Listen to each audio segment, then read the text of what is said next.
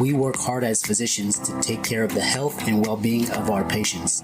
But when it comes to our money, do we have the same condition of care? Probably not. Let's change that together. Welcome to the Financial Freedom for Physicians podcast, where we'll fight and advocate for your financial literacy. As always, I'm your host, Dr. Christopher Liu. Thanks for being here. Let's jump into the show.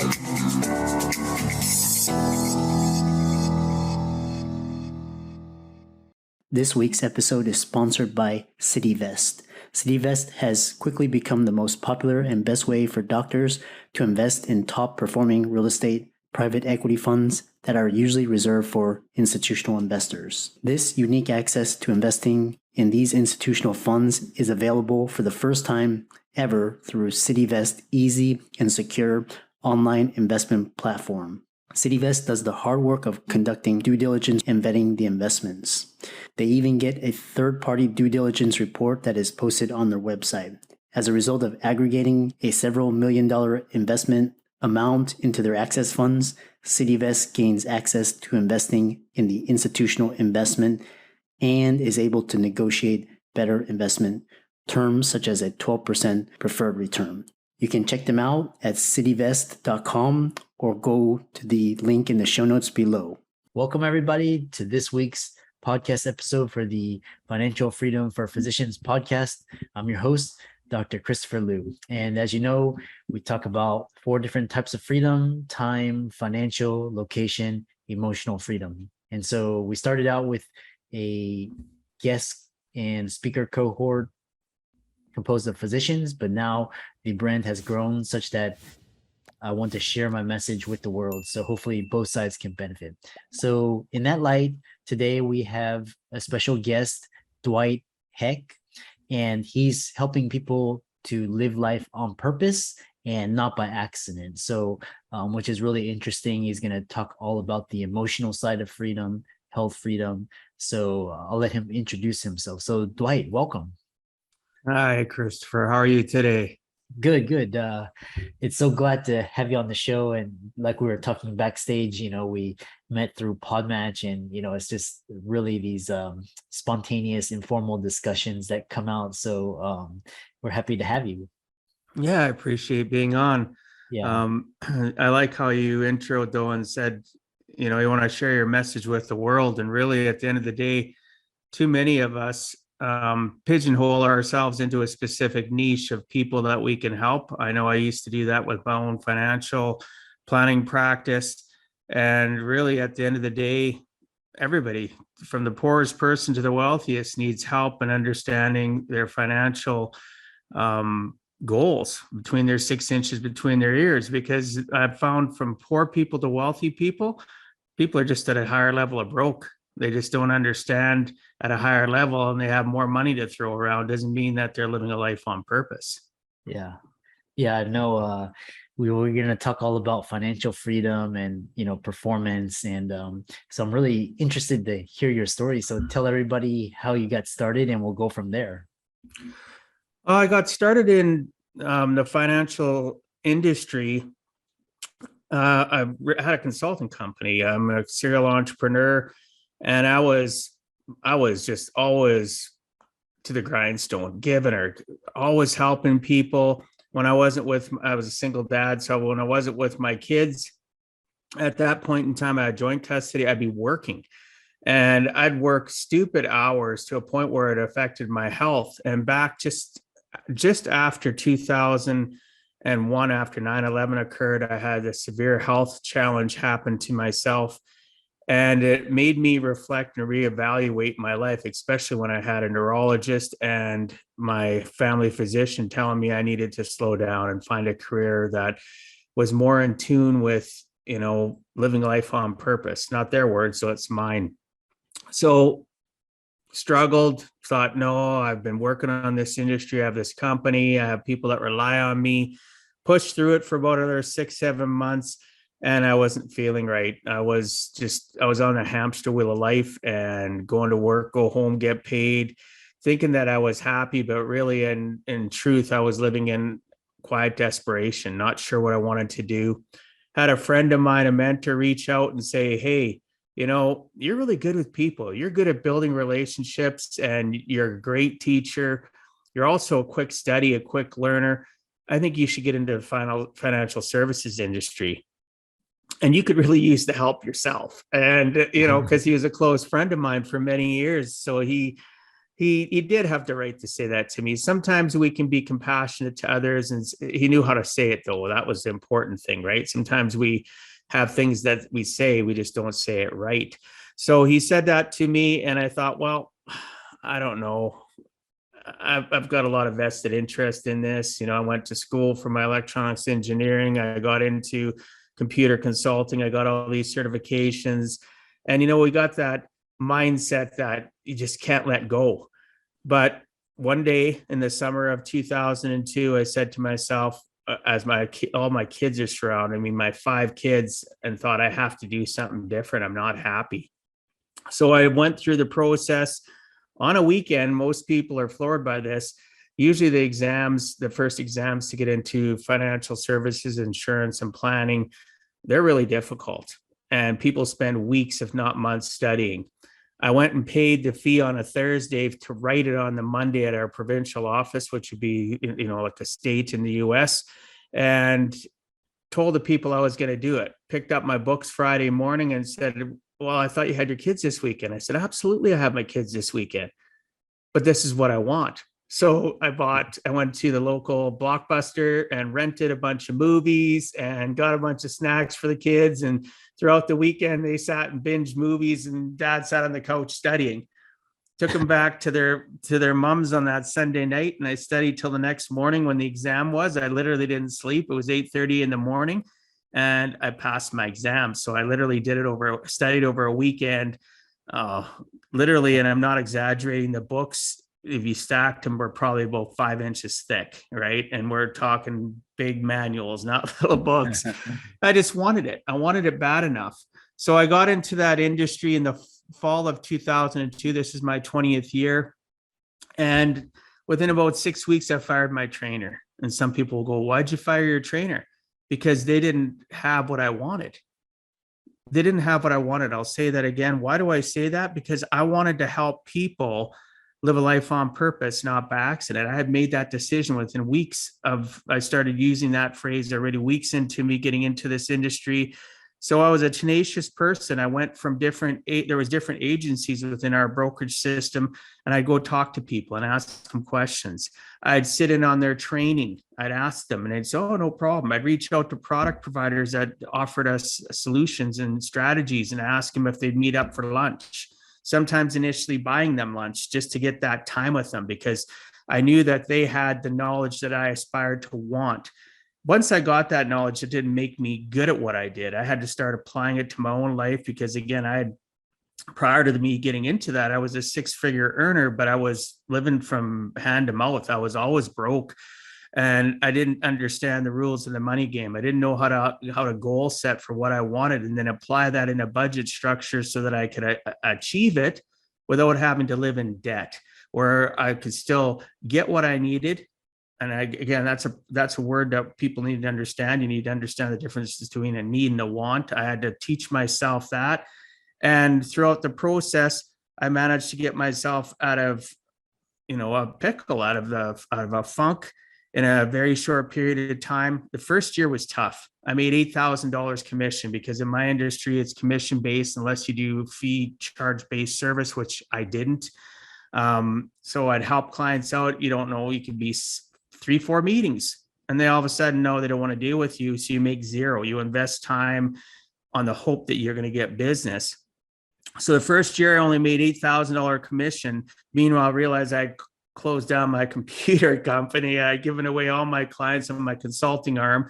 I'd already closed down my computer store. I also had a retail store, and it was a struggle, but I was tenacious. So from literally September of 2003, so I'd been in the industry a year, till March of 2004, I made over 140 grand. I figured it out.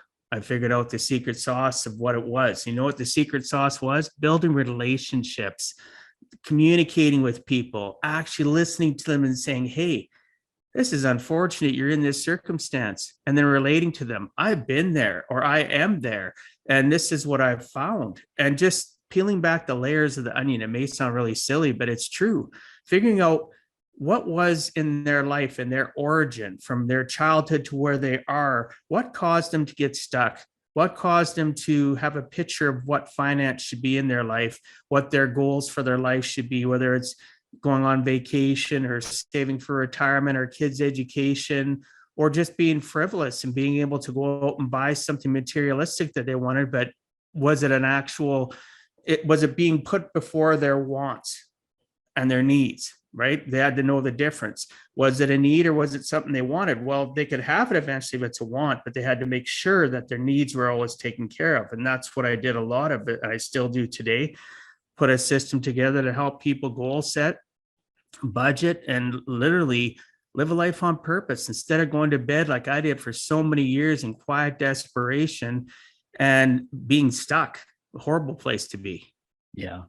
It's I love that story of tenacious and just getting it done. And it actually reminds me, when I set out and after the great financial crisis to live life on my own terms. Doc to Doc is a personal lending solution designed by doctors for doctors. We understand that doctors' financial situations change faster than an insulin drip in ketoacidosis. And we also understand that doctors are the most reliable borrowers in the world. Through our proprietary algorithm, we're able to provide personal loans at great rates with amazing flexibility because we take into account your schooling, your specialty, and where you are in the medical journey. Doctors come to us after they've matched into residency, and we loan for all sorts of personal reasons, from credit card debt consolidation to family expenses and medical bills. We speak with everyone who applies for a loan and offer fixed interest rates and flexible term options without prepayment penalties. If you're a physician looking for a personal loan, fill out our application form now. It only takes 3 minutes, and we'll get back to you with a decision within 24 hours. When you talk about needs versus wants, and what does living on a hamster wheel actually mean when it comes to one's daily life? Well, really, at the end of the day, majority of us in the population, it doesn't matter what country you're in, living on a hamster wheel is something that is set up in patterns of behavior from childhood.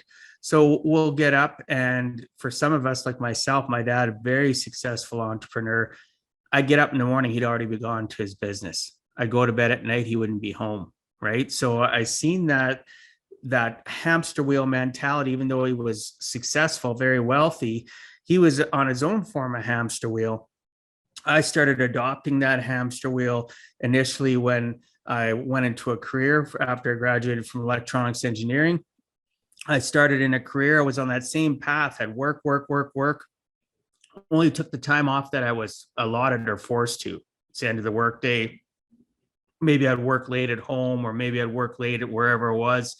I'd go home and eat supper, do whatever, you know what I mean? Maybe you didn't have kids at the time, maybe whatever the case may be. And then you'd go to bed, you'd lay in bed and think to yourself, oh, tomorrow's another day, right? And people do that constantly. They dread the next day, or it's Sunday night. Like last night was Sunday. People are dreading to get up this morning and start their day because their purpose of life is not intentional. They are living the pattern behaviors of their childhood, or what they think they should live, that they learn in school, they learn from their family, friends, television. It's great, have a job. And I'm not against people having jobs, but jobs force people to live a mundane existence from Monday to Friday, 9 to 5, go home, watch a couple hours of TV. Nothing in life up to that point has taught them, hey, what do you want out of life? What do you truly want? And I'm not talking about the school counselor sitting down with you when you're in high school and saying, hey, what do you want to do? Let's figure this out. Oh, you're good at this. What does your dad do? What does your mom do? Oh, you want to do that? Right? There's no real constructive conversation. So they already start in young age on that hamster wheel, and they take those pattern behaviors, they develop them even more of it themselves, they add on to it. go to work, go home, get paid. They spend, 40 hours a week. They live for the weekends. I hear it all the time from clients still today. They can't wait till the weekend. And I say to them, wouldn't it be nice to live a life where every day is the same? Whether it's Monday to Sunday, it doesn't matter. Well, that's impossible. I said, no, it isn't. It is not impossible. You can live in a career or owning your own business where you're excited. You wake up the next day, you're happy. You go every single day. People will say to me, they'll have conversations about a certain day and I'll go, what day is it? And they'll look at me like I'm crazy. Well, because I get up and I have a purpose. Oh, I want today to be a day where it's not, today's Monday. I want it to be Saturday. Guess what? I make it a Saturday because I've put in the right things in place so that I'm not living on that hamster wheel. I'm living on my own path to what I want out of life. And again, it's not easy. People think it's easy. I work on it every single day. Do I have bad moments? Absolutely. That's another thing that I coach on is never ever tell yourself you have a bad day. There's simple little steps I go through and I coach and teach people and I live them myself. I'm not perfect at it. I do have bad circumstances and days that happen, but I never ever have a completely bad day, right? How do you stay off a hamster wheel? Change your mindset, change the associations of people, things you listen to, things you read, things you watch. It's like, again, it's not hard. It's just a process. And you have to start little baby steps. And like, I didn't get to where I got by snapping my fingers. I've tripped and fall lots, right? I've brushed myself off. I've gotten up and started all over again. And I have good people and good things that I can do to make sure that I don't climb onto that hamster wheel again. And I also have things that I'm aware going, oh my gosh, I'm about to climb back onto the wheel. And I pull myself back. Yeah. Yeah. That's really interesting because you talk about intentional and the mindsets and then mental conditioning. And then what stood out to me was that you talked about bad day versus bad moments in the day. And what steps have you taken in terms of your mindset to ensure you only have bad moments and not bad days? Well, I love that you asked that. Biggest thing that I do is I time myself out. Think about it when you were a kid. If somebody was going to time you out, you didn't like that. As an adult, I love being timed out. You can time me out all day long, right? Because why do we time people out? Because they're not necessarily in the right frame of mind. They're not necessarily being the best version of themselves. So I literally have gotten to a point, I'm not perfect at it. I still struggle at it, but I work at it. I'll work on everything that I talk about to the day that I take my last breath. So I literally will check myself out. So if I'm working and I look and I don't have a call for a few hours, or, whatever I'm working on can temporarily be set aside, I get up from my current circumstance. I don't stay here in this circumstance that we're on right now, thinking that I can change my mindset. I can't.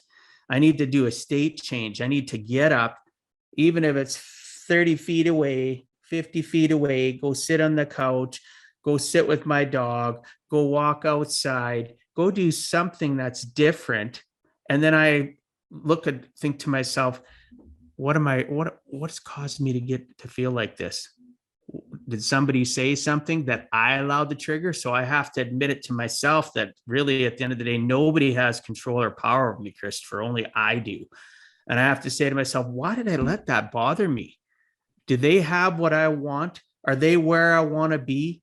Are they somebody that I know, like, and trust? Like, I ask myself all these little things in a matter of seconds, right? My brain's just whirring going, okay, you've analyzed it, you figured it out. Now, what are you going to do? What are you going to do to change your state? And certain times that state change is going to happen from some great podcasts I like listening to, but they have to be upbeat, motivational.